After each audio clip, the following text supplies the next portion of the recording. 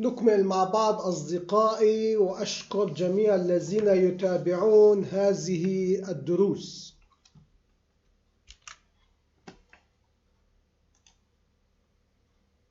نكمل مع بعض أصدقائي، وأشكر جميع الذين يتابعون هذه الدروس.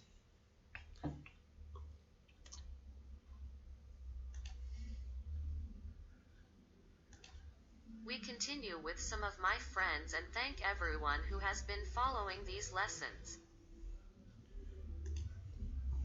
اليوم سوف نأخذ الخطوات البرمجية المطلوبة لطباعة هذه الفاتورة.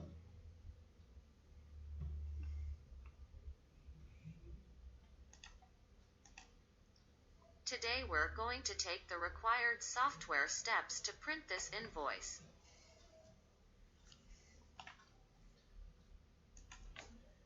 افتراضيا الفاتورة تأخذ 3 أعمدة و12 سطر.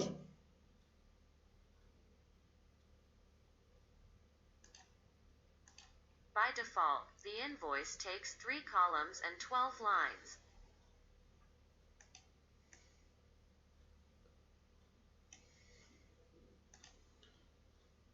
هذا هو التحديد الخاص بطباعة الفاتورة.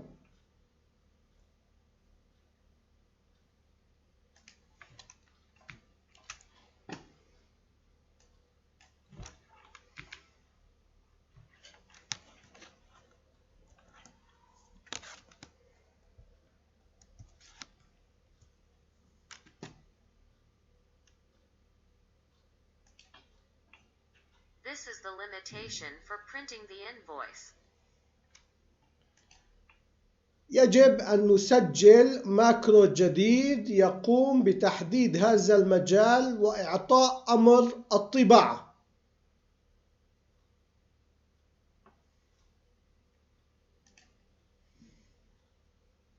We must register a new macro that specifies this field and give the print command.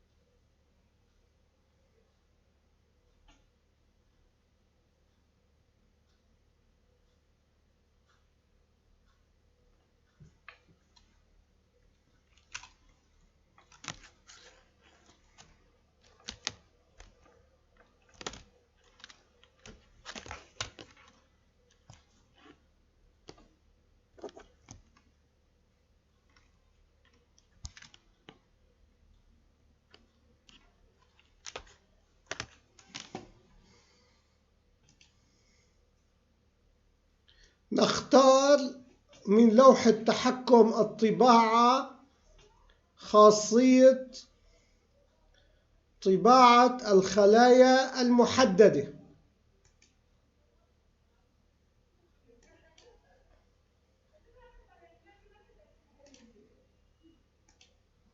We choose from the Print Control panel the Print Selected Cells feature.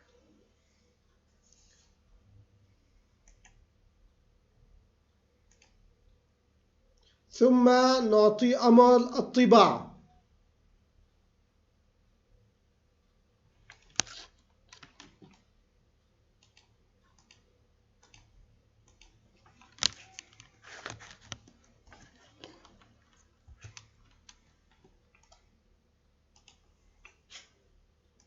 Then we give the print order.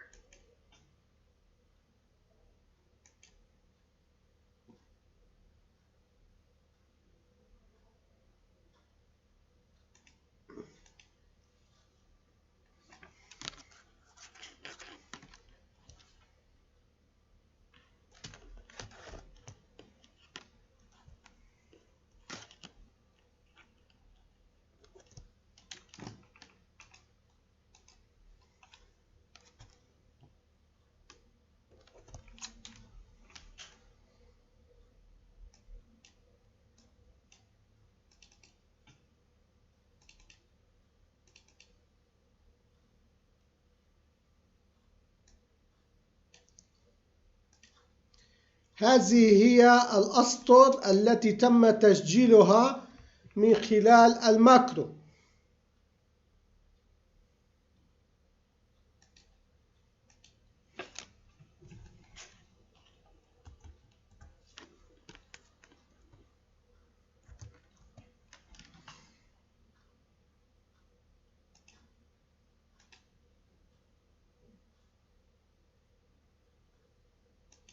They are the lines that were recorded through the macro.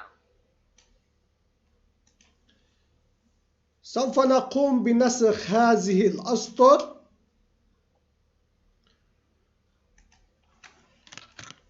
وثم لصقها في مكان معين ضمن البرمجة السابقة.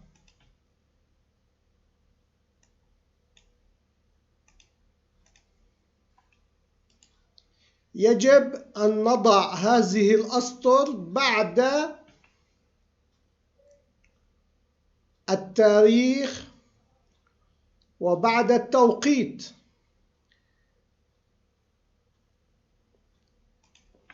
هذا هو المكان الصحيح لوضع البرمجة الجديدة، لأننا يجب أن نغير بيانات الخلية الخاصة بالتوقيت وأن نغير بيانات الخلية الخاصة بالتاريخ، ثم نطلب الطباعة، وبعد ذلك نقوم بنقل البيانات إلى ورقة جديدة، وبعد ذلك نقوم بتفريغ هذه الورقة، وبعد ذلك نقوم بحفظ هذه الورقة.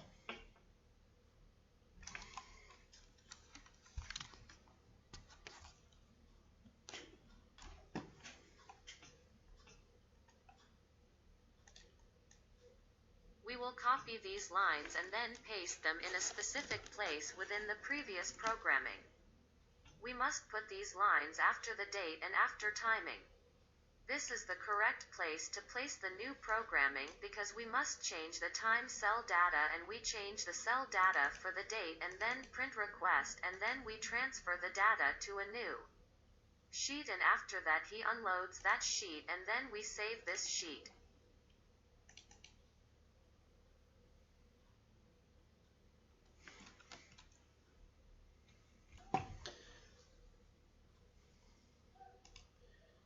انتهينا اليوم من هذه الفكرة البسيطة والمهمة.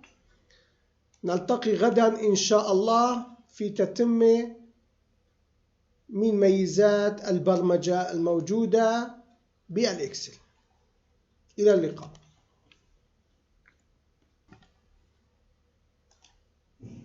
Today we finished with this simple and important idea.